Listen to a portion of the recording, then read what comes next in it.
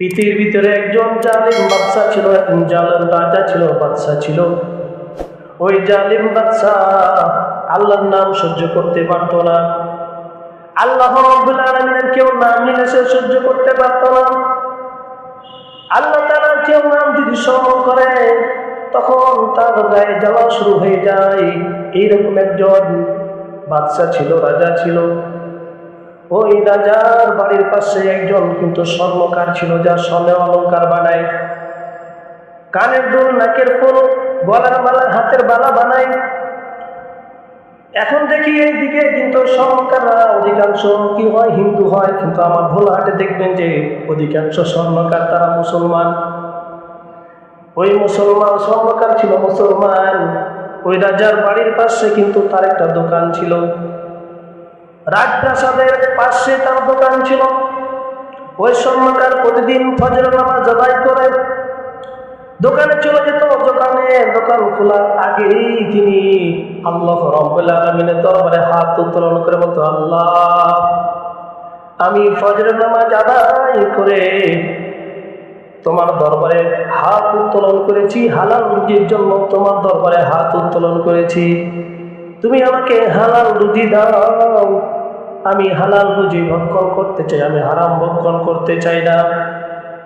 এইভাবে যখন প্রতিদিন দোকান খোলার আগে প্রতিদিন আল্লাহর দরবারে দোয়া করে, ওইদিকে বাদশা রাজার ঘরটা কিন্তু দোকানের পাশে, স্বর্ণকারের দোকানের পাশে।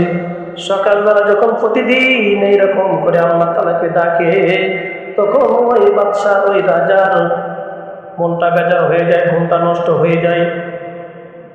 তিনি চিন্তা করলেন, বেটা, আমার বাড়ির কাছে দোকান, আমি রাজা, আর আমার বাড়ির কাছে দোকান, আমার ঘুমে ডিস্টার্ব দেয়, তার মৃত্যুদণ্ড হবে।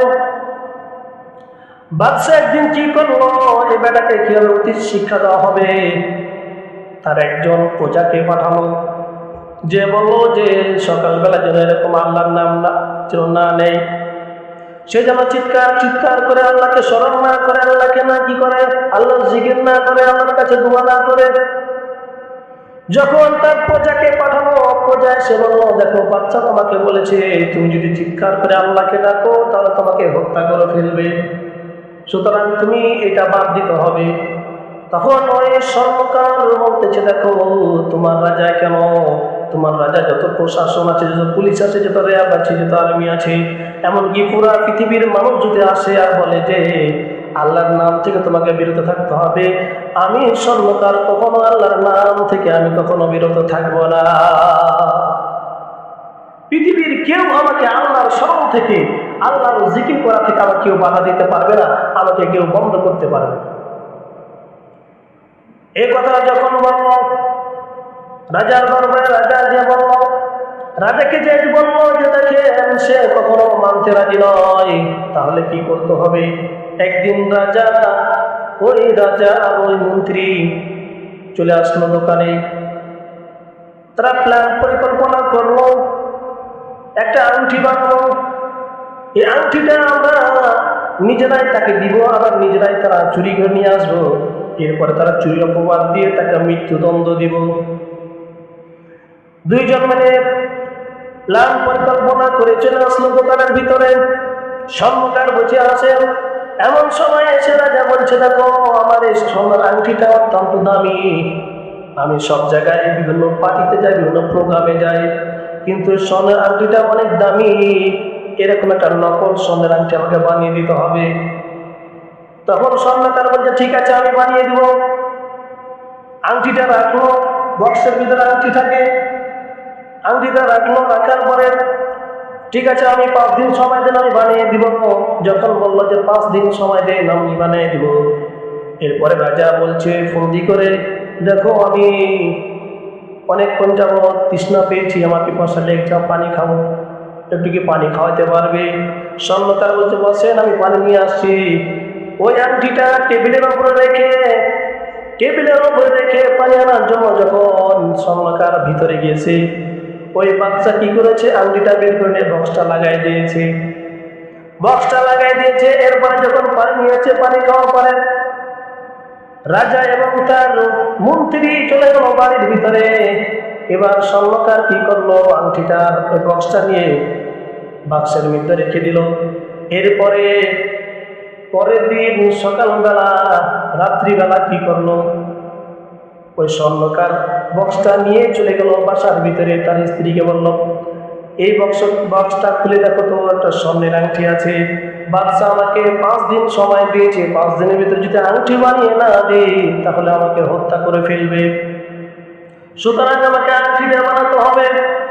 যখন তার স্ত্রী বিসমিল্লাহ বলে খুলেছে, আংটি নাই ভিতরে, আংটি চুরি করেছে কে? বাদশা। এরপরে যখন আংটি নাই, সঙ্গে সঙ্গে স্বর্ণকার কি করবো, সিজদার মধ্যে পড়ে গেল। এরপরে কান্না শুরু করো, আল্লাহ কোন বিপদের মধ্যে ফেললে, আংটিটা এই তো বক্সের মধ্যে ছিল, কে নিল, এখন তোরা যা আমাকে মেরে ফেলবি। এইভাবে 1 দিন 2 দিন 3 দিন 4 দিন পর্যন্ত কান্না করলো। আল্লাহ দরবারে সিজদায় পড়ে আল্লাহ রাব্বুল আলামিনের দরবারে কান্না করলো। আমার বন্ধুগণ, আমার ভাইরা, আল্লাহ তাআলা বলেছেন, ফাযকুরুনি আযকুরুকুম ওয়াশকুরুলি ওয়ালা তাকফুরু। বান্দা, তুমি যদি আমাকে স্মরণ করতে পারো, আমি আল্লাহ রাব্বুল আলামিন তোমাকে স্মরণ করব, তোমার বিপদ আপদ বালা মুসিবত আমি দূর করে দেব। ইয়া আইয়ুহাল্লাযীনা আমানু ইসতাঈনু বিস-সাবরি ওয়াস-সালাত। তোমরা বিপদে পড়ে গেছো, বালা মুসিবতে পড়ে গেছো, সাহায্য চাও নামাজ এবং ধৈর্যের মাধ্যমে।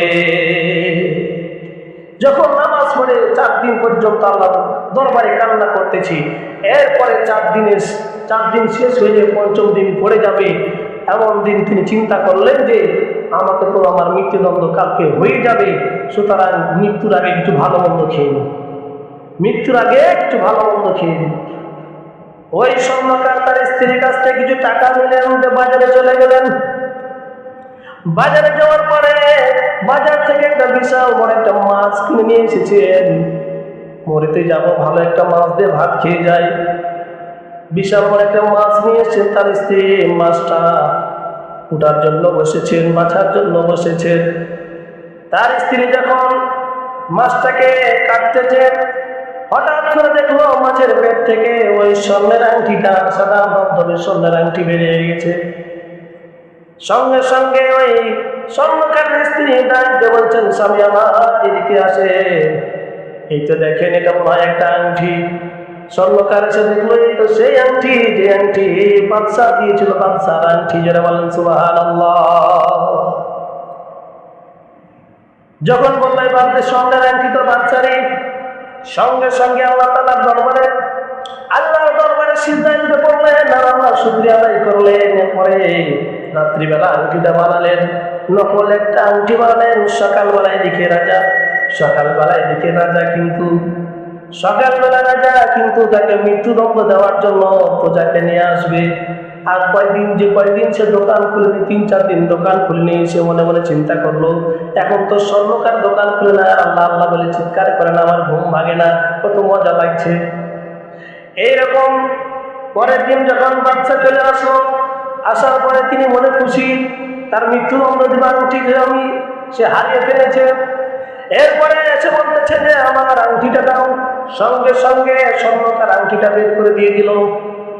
বাচ্চা অবাক হয়ে গেল, কি ব্যাপার, আংটি তো আমি নিজের চুরি করে আংটিটা সমুদ্রের মধ্যে ফেলে দিয়েছিলাম, নদীর মধ্যে ফেলে দিয়েছিলাম, আংটিটা কোথা থেকে এলো? ওই স্বর্ণকারকে বলছে, দেখো তুমি এই আংটিটা কোথায় পেলে? আমি তো আংটিটা চুরি করে নিয়েছিলাম তোমাকে মৃত্যুদণ্ড দেওয়ার জন্য, কারণ আমি আল্লাহর নাম সহ্য করতে পারি না। আল্লাহর নাম আমার সম্পদ, আমার সামনে চলে আমি আল্লাহর নাম সহ্য করতে পারি না, আমাকে ভালো লাগে না। সুতরাং এই তোমার আল্লাহর নাম বন্ধ করার জন্য আমি আংটিটাকে সমুদ্রের মধ্যে নিক্ষেপ করে দিয়েছিলাম। তুমি আংটিটা কোথায় পেলে আমাকে বলো। ওই স্বর্ণকার তখন বলছেন যে আমি আল্লাহ রাব্বুল আলামিনের দরবারে 4 দিন পর্যন্ত আল্লাহ রাব্বুল আলামিনের দরবারে কান্নাকাটি করতেছি আর নামাজ আদায় করেছি। এই কান্নাকাটি করে নামাজ আদায় করে আমি কালকে বাজারে গেলাম যে আমি তো মরে যাবো, এই জন্য ভালো মন্দ কিছু খাই। বাজার থেকে একটা বড় মাছ নিয়ে এসেছিলাম। আমার স্ত্রী যখন বড় মাছটা কাটতে গেল, তখন তার মধ্যে আংটিটা পেয়ে গেল। তখন আপনার আংটিটা পেয়ে গেছে। বাদশা চিন্তা করলো, আমি তাকে মারার জন্য পরিকল্পনা করলাম, কিন্তু দেখি তোমার আল্লাহ কিন্তু আসলে তো অনেক পাওয়ারফুল, অনেক বড়। সঙ্গে সঙ্গে রাজা তার ভুল বুঝতে পারলো। রাজা বলল, দেখো আমি ভুল করেছিলাম, আমি বলে করেছিলাম যে তোমাকে আল্লাহর স্মরণ থেকে কি করবো, বিরত রাখবো, আল্লাহর নাম নিতে দিব না। কিন্তু আল্লাহ রাব্বুল আলামিন কত বড়, দেখেন কত বড় রহমত, আল্লাহ কত বড় দয়ালু।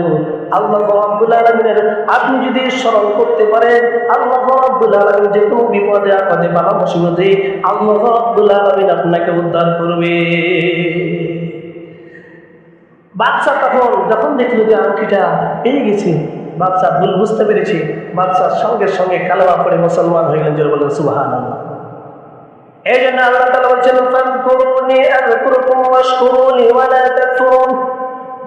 ও বান্দা, তোমরা আমাকে স্মরণ করো, আমি আল্লাহ তোমাদেরকে স্মরণ করবো, আমার নিয়ামতের শুকরিয়া আদায় করো, আমার অকৃতজ্ঞ হইও না। আর আমার কাছে নামাজের মাধ্যমে এবং ধৈর্যের মাধ্যমে তোমরা কি করো, সাহায্য প্রার্থনা করো। আমি আল্লাহ রাব্বুল আলামিন তোমাদেরকে আমি সাথে আছি, তোমরা যদি ধৈর্য ধারণ করতে পারো তাহলে আমরা আল্লাহকে স্মরণ করবো। দেখেন অনেক বিপদ আপদে পড়ে যান, তখন মানুষের কাছে দৌড়ান, মানুষের কাছে, আল্লাহর কাছে আগে যান। আগে আল্লাহ রাব্বুল আলামিনের দরবারে আপনি আপনার অভিযোগ করেন, এরপরে আপনি মানুষের কাছে যান। কিন্তু আগে আমরা মানুষের কাছে যত কিছু করে ডাক্তার কবিরাজ শেষ করে যখন হচ্ছে না, তখন আসে হুজুরের কাছে। ঠিক আছে কিনা আমার বন্ধুগণ, আমার ভাইয়েরা? এই জন্য আল্লাহ রাব্বুল আলামিনকে স্মরণ করতে হবে, আল্লাহ রাব্বুল আলামিনের ইবাদত করতে হবে। আমরা যদি আল্লাহ রাব্বুল আলামিনকে স্মরণ করতে পারি, আল্লাহর ইবাদত করতে পারি, আল্লাহ রাব্বুল আলামিন কখনো আমাদেরকে বিপদের মধ্যে ফেলে দিবে না, বিপদ থেকে আমাদেরকে উদ্ধার করবে। আমরা মুসলমান মনে করি যে আমরা নামাজ পড়লাম, হজ করলাম, যাকাত দিলাম, ভালো কাজ করলাম, সব কিছু করলাম, কিন্তু একটা অপরাধ করলাম, কিন্তু এই একটা অপরাধের কারণে আপনাকে জাহান্নামে যেতে হবে। এখন বলবেন যে আমি নামাজ পড়ি, হজ করি, সব করছি, কিন্তু একটা অপরাধ করেছি, এই একটা অপরাধের কারণে আপনাকে জাহান্নামে যেতে হবে। আল্লাহ রাব্বুল আলামিন বলেন, আন তাহবাত আমালুকুম ওয়া আনতুম লা তাশউরুন। তোমাদের সমস্ত আমলগুলো বরবাদ হয়ে যাবে, তোমরা টেরও পাবে না। সূরা হুজুরাতের মধ্যে আল্লাহ রাব্বুল আলামিন বলেন, এই জন্য অপরাধ, ছোট বড় অপরাধ, এই জন্য একটা অপরাধ করলো আপনাকে জাহান্নামে যেতে হবে। আজকে আমরা মুহাম্মদ সাল্লাল্লাহু আলাইহি ওয়াসাল্লামকে মডেল মানতে পারি না, আজকে আমরা নবীর তরিকা অনুযায়ী চলতে পারি না, নবীর আদর্শ আমরা মানতে পারি না। আমরা আদর্শ মানে কোথাকে নেমার, মেসি, বিভিন্ন রকম যারা নায়িকা গায়িকা, তাদের মতো চুল কাটি, তাদের মতো পোশাক পরিধান করি, তাদের খ্রিস্টানদের ধর্মকে আমরা অনুসরণ করি, মুসলমানদের যারা লিডার তাদেরকে অনুসরণ করি না, নবীকে অনুসরণ করি না, সাহাবায়ে কেরামদেরকে আমরা অনুসরণ করি না, আমরা ইহুদি খ্রিস্টানদেরকে অনুসরণ করি। আমার বন্ধুগণ, আমার ভাইয়েরা, নবীজি সাল্লাল্লাহু আলাইহি ওয়াসাল্লাম হাদিসের মধ্যে বলেন, মান তাশাব্বাহা বিকওমিন ফাহুয়া মিনহুম। যে ব্যক্তি যার সঙ্গে যার সাদৃশ্য হবে, তার সঙ্গে তার কাল কিয়ামতে হাসর নাসর হয়ে যাবে। আপনি যদি আপনার আদর্শ, আপনি যদি ইহুদি খ্রিস্টানদের আদর্শ মেনে চলেন, তাহলে তার সাথে আপনার হাসর নাসর হবে। আপনি যদি মুহাম্মদ সাল্লাল্লাহু আলাইহি ওয়াসাল্লামের আদর্শ মানতে পারেন, চরিত্র মানতে পারেন, আখলাক মানতে পারেন, তাহলে আপনার হাসর নাসরটা মুহাম্মদ সাল্লাল্লাহু আলাইহি ওয়াসাল্লামের সাথে হয়ে যাবে। এই জন্য আমরা আদর্শ মানব মুহাম্মদ সাল্লাল্লাহু আলাইহি ওয়াসাল্লামের। একজন ব্যক্তি মনে করেন এই মসজিদে নামাজ পড়তে আসে, একটা অপরাধ গেলে সমস্ত আমল বরবাদ হয়ে যায়। মনে করেন একজন 5 ওয়াক্ত নামাজ পড়তে আসে, লোকটা বাড়ি থেকে বের হলো, ওযু করে মসজিদে ঢুকলো, আসার পরে মসজিদের ডান পা দিয়ে ঢুকলো, এরপরে সুন্দর করে সুন্নাত করলো, এরপরে নামাজগুলো, ফরজ নামাজগুলো আদায় করলো, এরপরে সুন্নাত পড়লো, নফল পড়লো, এরপরে সে বাম পা দিয়ে বেরিয়ে চলে গেল দোয়া পড়ে। এই লোকটা নামাজ পড়লো, সব কিছু করলো, সকলকে সালাম দিল, সব কিছু করে চলে গেল, কিন্তু লোকটা একটা ভুল করেছে। একটা ভুলের কারণে তার নামাজটা নষ্ট হয়ে গেছে মাত্র একটা ভুল। আচ্ছা বলেন তো, সে লোকটা নামাজ পড়েছে কিন্তু উযু করে নাই, বলেন তো লোকটার নামাজ কবুল হবে? লোকটার সিজদা কবুল হবে? লোকটার রুকু কবুল হবে নাকি? কোনো কিছু কবুল হবে না। আমার বন্ধুগণ, আমার ভাইরা, সেই রকম আমরা জিন্দগির সমস্ত কাজগুলো করলাম, কিন্তু একটা মাত্র অপরাধের কারণে আমার আপনার একটা ভুলের কারণে আমার আমলগুলো সবগুলো নষ্ট হয়ে যাবে।